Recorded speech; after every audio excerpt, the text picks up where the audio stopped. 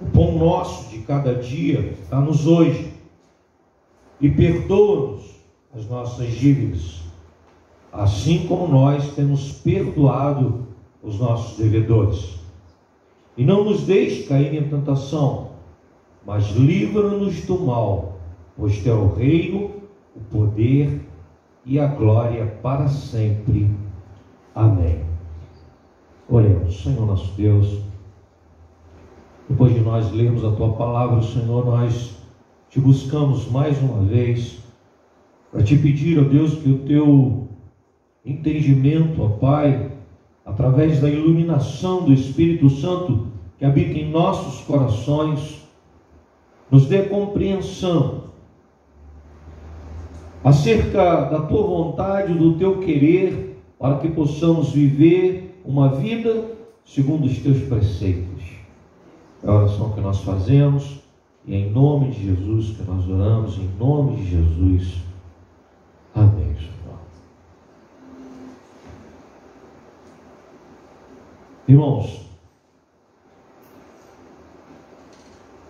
essa oração ensinada por Jesus, na realidade, é um modelo.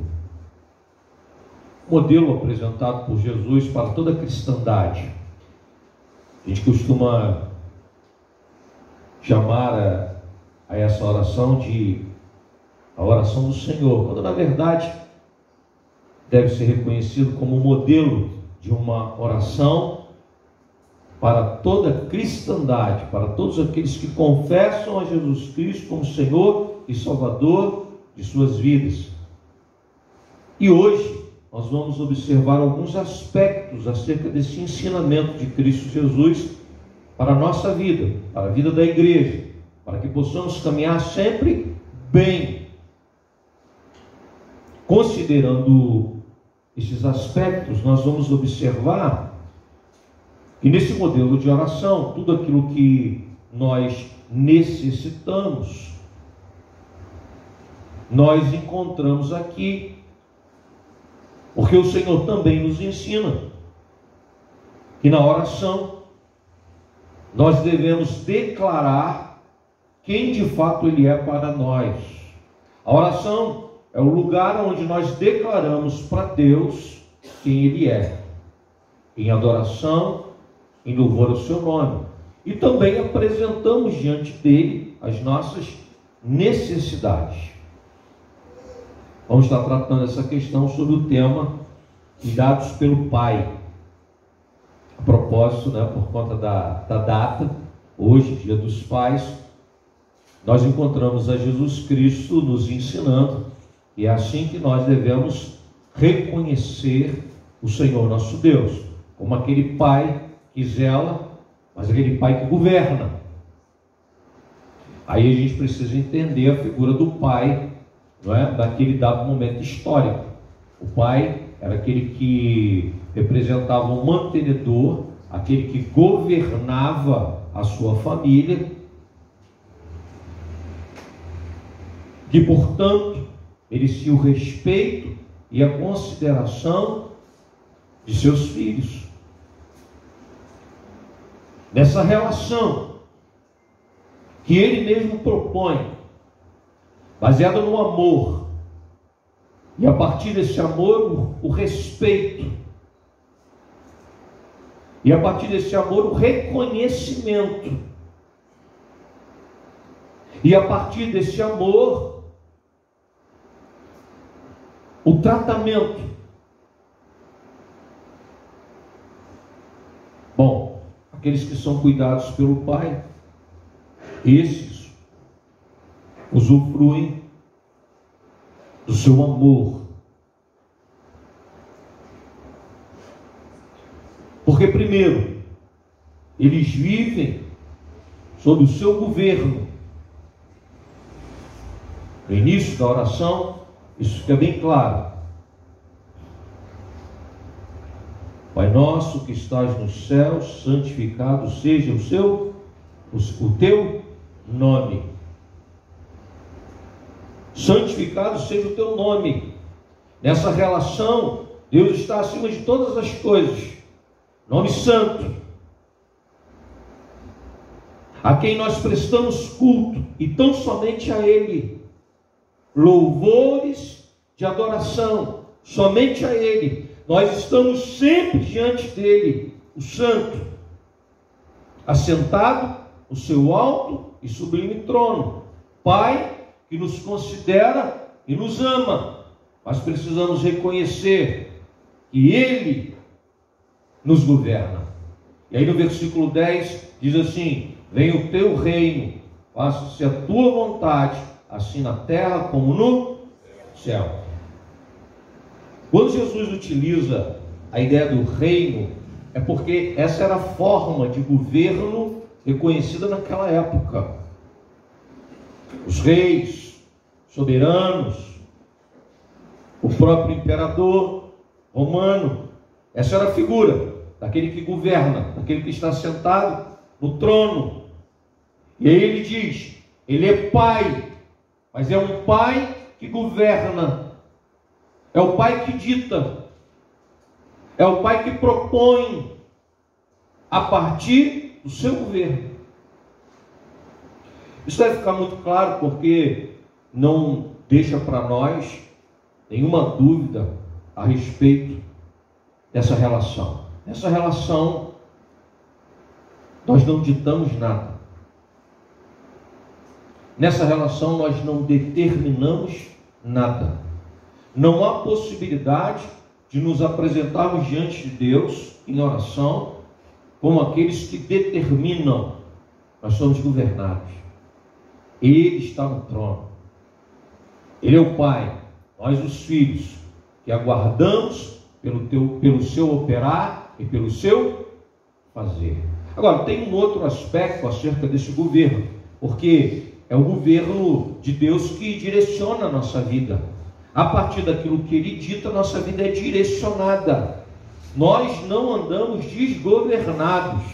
É interessante que há uma expressão, eu ouvi essa expressão do médico, professor, psiquiatra, psicanalista brasileiro Jorge Forbes, descrevendo a sociedade do nosso tempo.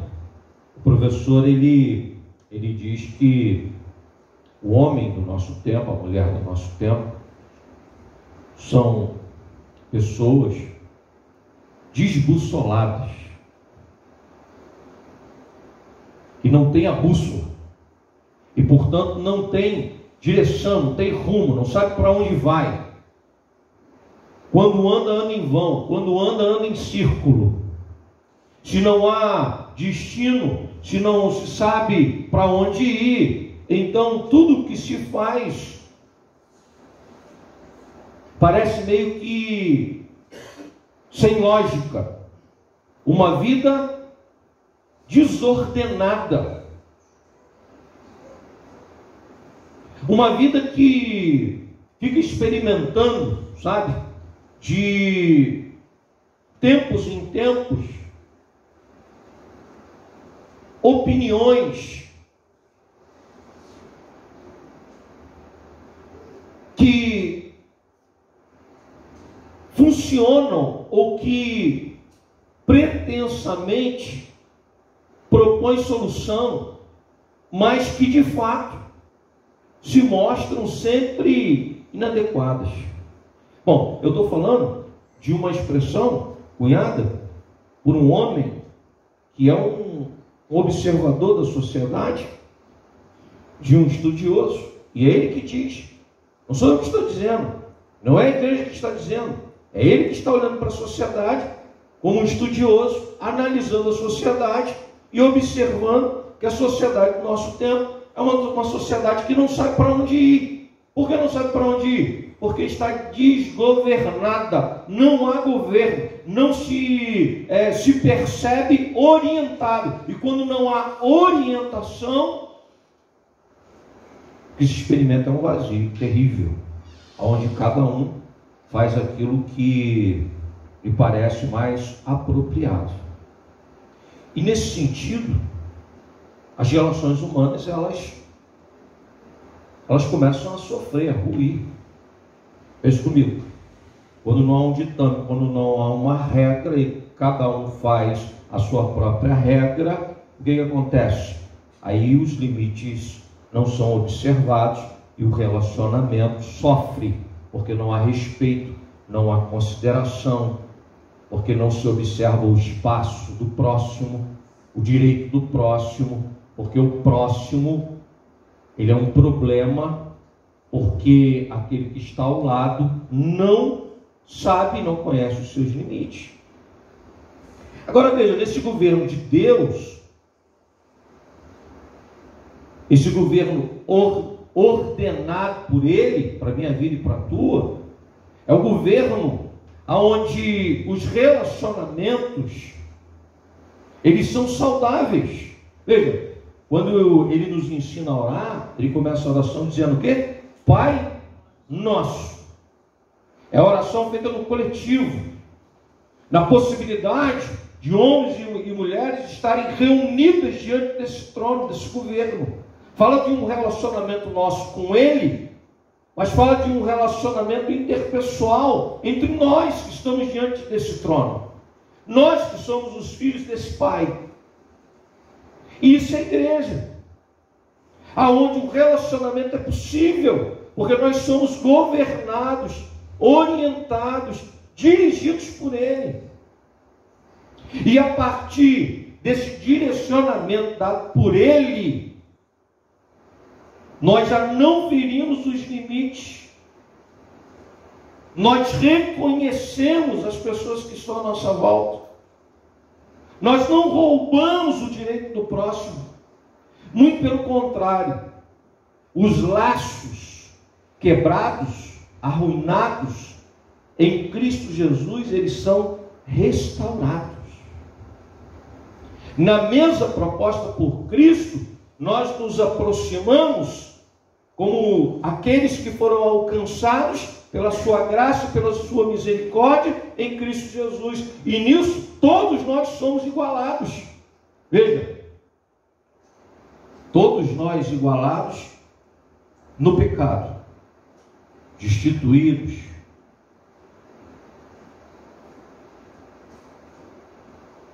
longe da vontade de Deus, sem possibilidade alguma de nos aproximarmos do seu trono.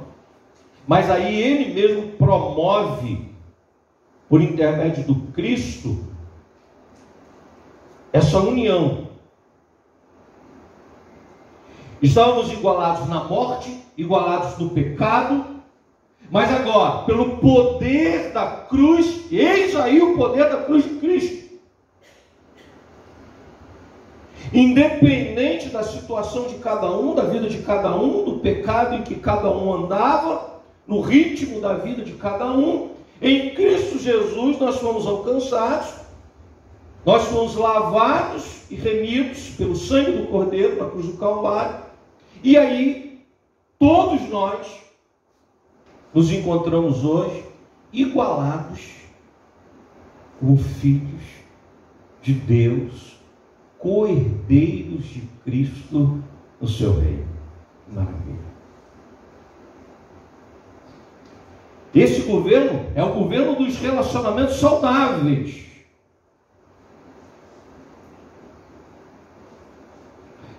É o governo onde os homens se percebem amados e alvos desse amor, e portanto,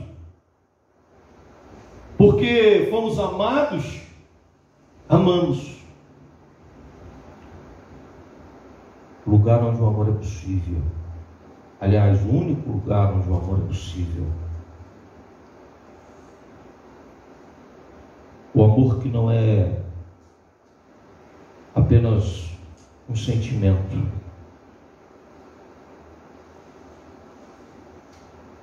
Mas o amor que é a fibra.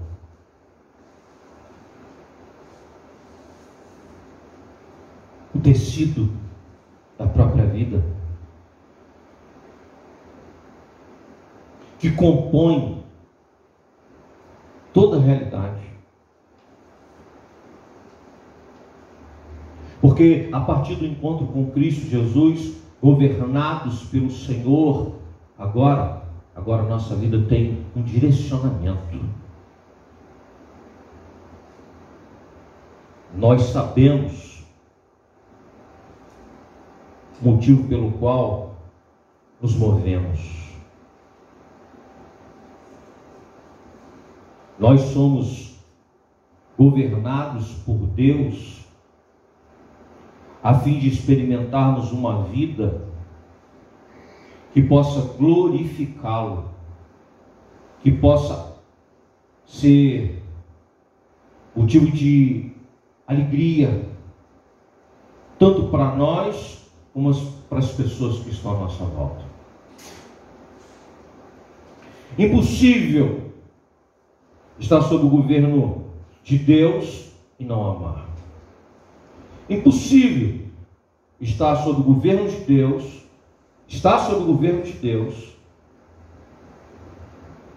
e não ser um bom pai. Estar sob o governo de Deus e não ser um bom esposo. Estar sob o governo de Deus e não ser uma boa esposa. Estar sob o governo de Deus e não ser um bom filho.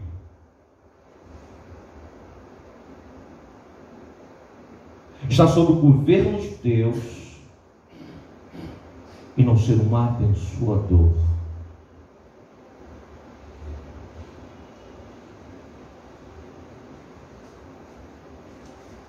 Nós temos a bússola. Desbussolados nós? Não. Nós temos a bússola. A nossa bússola é a palavra de Deus, a nossa única regra de fé e prática. Palavra guardada no coração faz de cada um de nós, homens e mulheres, guiados pelo Senhor, enquanto aqui abençoadores, mas andando em direção à eternidade. Não por aquilo que possamos realizar enquanto aqui estivermos, mas porque fomos alcançados pela graça e pela misericórdia. A partir daí o nosso fazer e o nosso operar estará sempre em conformidade com a vontade de Deus, porque o Espírito Santo, ele nos capacita para toda boa obra. Ele nos dá a condição de nós nos tornarmos cada vez mais parecidos com Cristo Jesus, nosso modelo. Não só o modelo de oração, mas o modelo de vida. Não só o modelo de prece, mas uma maneira de se viver. Se dando, se entregando, amando, tocando, mudando a sorte. A grande questão é, quem ora vive. A oração era diferente das preces pronunciadas por aqueles que estavam ali no entorno, sabe? Momentos de uma expressão religiosa afastada da realidade. A proposta de Cristo nunca foi essa. É a expressão daquele que teve a vida mudada e na sua vida glorifica o Senhor. E é disso que o modelo fala. É a oração de quem vive e experimenta a vida a partir do agir de Deus. Há tanta gente que aonde chega e toca, o que promove é confusão. Não pode estar sob o governo de Deus. Não entendeu o modelo de oração que propõe: faça-se a tua vontade, assim na terra como no céu. Aonde chega, o que promove é a discórdia. Com os lábios é capaz de destruir edifícios. É capaz de separar amigos.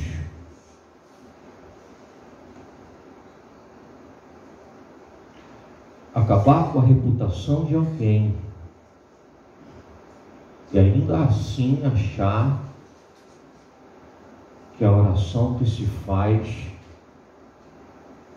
é oração em conformidade com a vontade de Deus.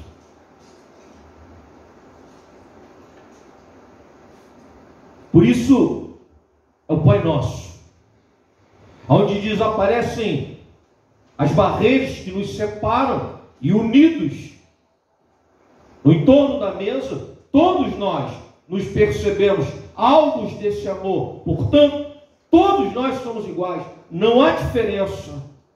Nenhuma diferença.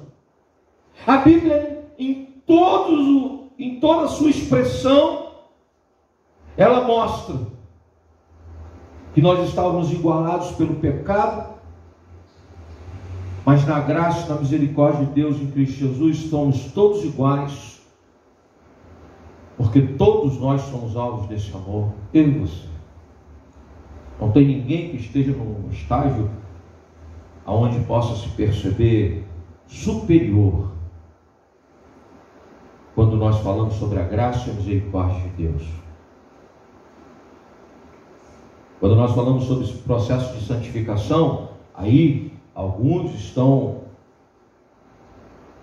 à frente, no sentido de que nesse processo tem experimentado um amadurecimento, enquanto outros sofrem debilidade justamente por não estarem avançando nesse processo, se conformando à palavra, vivendo diante do Senhor em oração, buscando viver a vontade de Deus, o seu governo, na sua própria vida.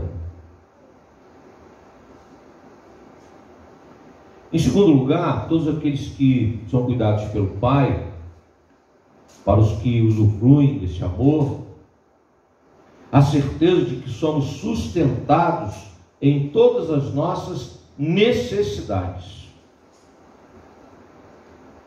Versículo 11, ele diz assim: o pão nosso de cada dia dá-nos hoje. O pão, símbolo do alimento que sustenta o corpo.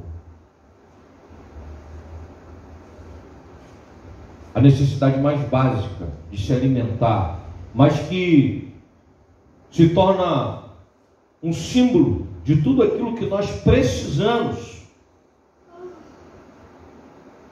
de tudo aquilo que nós necessitamos.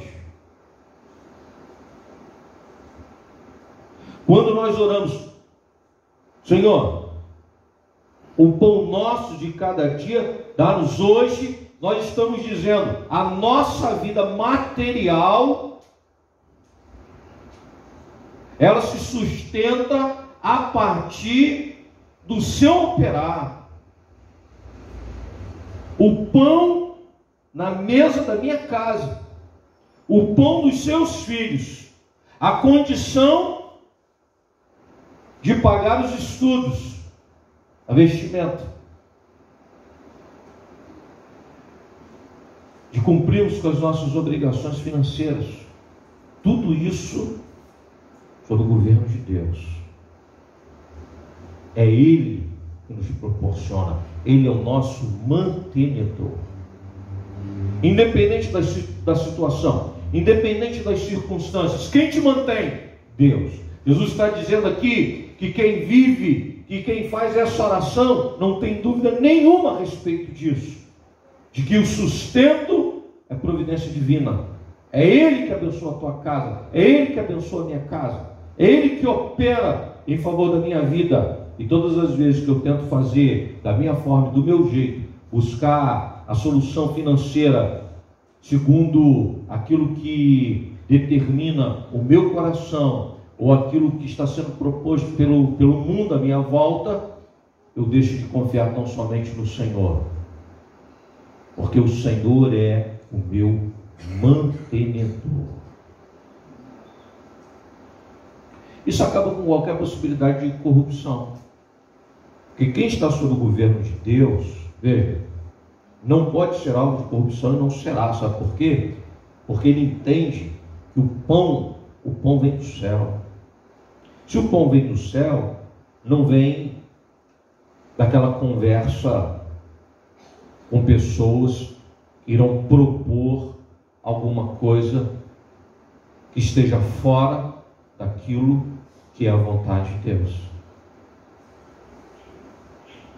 As propostas sempre vão aparecer. As vantagens sempre irão se apresentar. O próprio Cristo no deserto, o diabo se apresenta e propõe: se tu quiseres, tu pode transformar essas pedras em pães.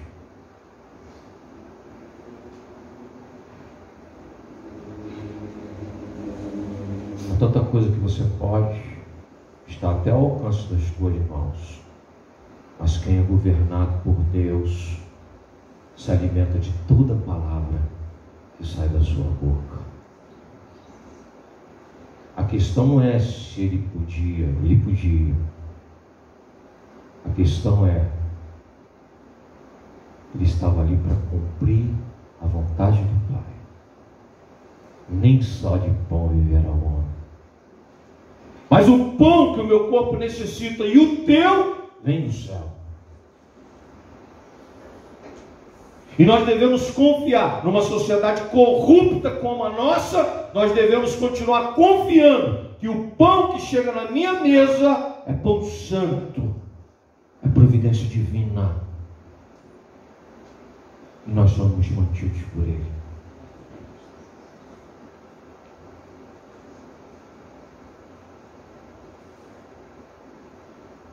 Nós somos curados, nós somos cuidados pelo Pai, nós que usufruímos do seu amor, nós somos curados pelo poder do perdão. Em primeiro lugar, porque nós somos perdoados em nossos pecados. Independente daquilo que tenhamos cometido, independente do nosso passado, Ele conhece todas as coisas. Mas como Paulo escreveu aos Romanos, Ele nos amou quando nós ainda éramos pecadores. Então Ele não nos amou porque estava enganado a nosso respeito. Mas Ele nos amou sabendo exatamente quem nós éramos. Exatamente como nenhum outro. E ainda assim nos amou. E eis aí, porque é assim que Paulo diz, né? Escrevendo aos Romanos capítulo 5, versículo 8. Eis aí o amor de Deus para conosco, por ter enviado Jesus Cristo para morrer em nosso lugar, quando nós ainda éramos pecadores. Eis aí o amor de Deus. Não é porque a gente estava melhorzinho, não é porque a gente começou a dar um jeito na vida, não é porque a gente estava aqui muito bem intencionado em organizar alguma coisa. Diz o texto que é graça, misericórdia, Ele nos amou e nos perdoou. Esse perdão nos sara, cura, mudou a nossa sorte. Em segundo lugar, Ele faz uma relação. Ele mostra que aquele que foi curado pelo perdão, agora Ele perdoa. Quem faz essa oração precisa entender que não há possibilidade de fazê-la a parte dessa verdade, de que nós fomos curados pelo perdão. Curados pelo perdão, agora nós não temos dificuldade para perdoar. Porque nós tínhamos uma dívida que era impagável. Ele pagou. Como a nossa irmã acabou de ministrar aqui. Ele pagou. Era impagável e Ele pagou. Agora, aqueles que nos devem, aqueles que nos ofenderam, aqueles que nos magoaram, aqueles que não se portaram de uma maneira que deveriam e por isso nos trouxeram grande prejuízo, precisam ser perdoados. Mas isso é para quem vive diante do trono de Deus. Essa é uma área em que a gente não pode continuar sentado no trono. Porque se a gente continua sentado no trono, isso não acontece. Porque a gente começa a achar, Jama, que a gente tem o direito de cobrar. A gente tem o direito de continuar com aquele sentimento no coração. Afinal de contas, o que fizeram conosco foi terrível. Então eu tenho esse direito de guardar esse sentimento até o final. Mas aqueles que estão no governo de Deus liberam perdão. Essa relação, e Jesus deixa isso muito claro nos versos 14 e 15, porque é disso que ele fala ao final desse modelo apresentado. Veja como esse é um ponto sensível. Ele diz assim: porque se perdoardes aos homens as suas ofensas, também o vosso Pai Celeste vos. Se, porém, não perdoardes aos homens as suas ofensas, tampouco o vosso Pai vos perdoará as vossas ofensas. Nós fomos curados. Não sofremos dessa enfermidade. Hoje nós liberamos o perdão. Isso cura. Quantos casamentos restaurados porque se liberou o perdão?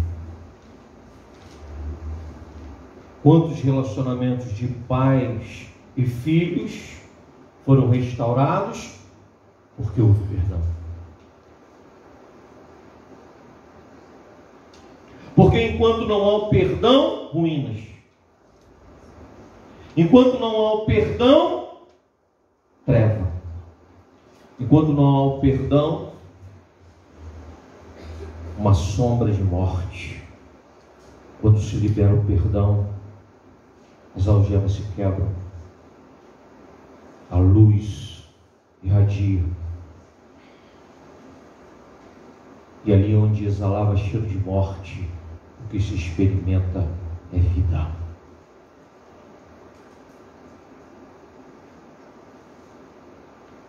Para a gente terminar, esses que são cuidados pelo Pai são protegidos das tentações e de todo o mal. Sabe por quê? Porque nós não daríamos conta. Atacados pelo mal, iríamos sucumbir. Por isso nós devemos estar sempre diante do trono de Deus, pedindo para que Ele mesmo nos livre das tentações, para que Ele mesmo nos livre do ataque do mal.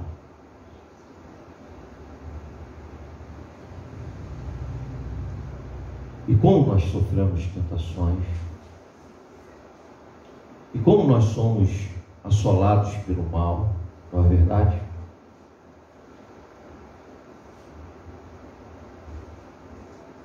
Não quando o mal nos ataca e nos machuca, não. É quando nós começamos a cogitar sobre a possibilidade de orientarmos a nossa vida segundo aquilo que Ele nos propõe. É ali que nós perdemos. Esse que é o problema. Quando nós esquecemos o governo de Deus e somos governados pelas propostas malignas, o desejo de vingança, o ódio, a vontade de agredir, de responder na mesma moeda, de utilizar as mesmas armas, de se comportar da mesma forma.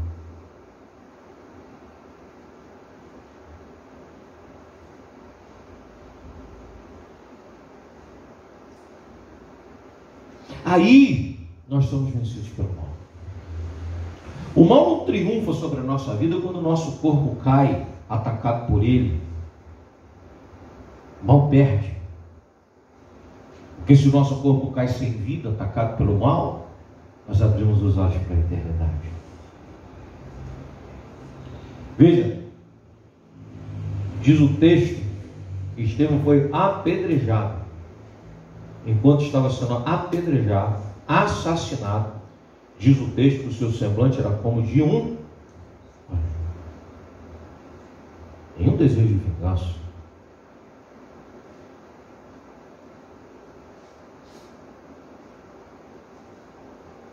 O mal não entrou naquele coração. Diz o texto que a cada agressão aumentava mais ainda a ira daqueles que o atacavam. Sabe por quê? Porque aquele coração era uma fortaleza onde o mal não conseguia entrar, penetrar. E aí diz o texto, enquanto os perversos trabalhavam para tirar-lhe a vida, ele tinha os olhos fitos no céu, e os céus estavam abertos, e Jesus Cristo de pé, à destra de Deus. Um homem que tem os olhos no trono de Deus é um homem que não se deixa vencer pelo mal. O seu coração é uma fortaleza. Ele não cogita acerca das mesmas armas. Ele não se defende como os outros. A oração do Pai Nosso é o lugar daquele que se submete inteiramente à vontade de Deus, sabe? A vontade de Deus. Quem me alimenta? Deus. Quem me protege? Deus. Sabe por quê? Porque é Ele que me governa. Nunca esteve em minhas mãos. Nunca deverá estar. Vou orar todos os dias para que não esteja,